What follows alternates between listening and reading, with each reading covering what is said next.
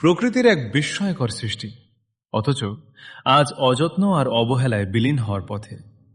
আমরা কথা বলছি খাগড়াছড়ি মাটিরাঙ্গা পৌরসভার ১ নম্বর ওয়ার্ডের আলুটিলা এলাকায় অবস্থিত সেই শতবর্ষী বটবৃক্ষটি নিয়ে।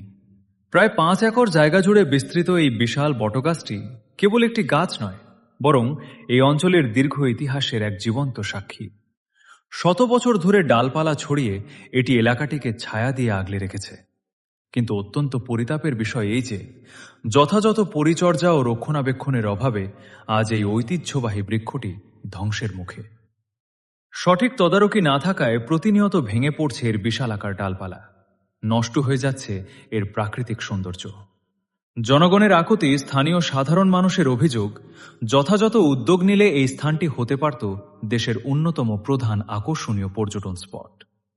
এলাকাবাসী অত্যন্ত ভারাক্রান্ত হৃদয়ে প্রশাসনের কাছে আকুল আবেদন জানাচ্ছেন যেন দ্রুত এই শতবর্ষী বটগাছটি রক্ষায় কার্যকর পদক্ষেপ নেওয়া হয়।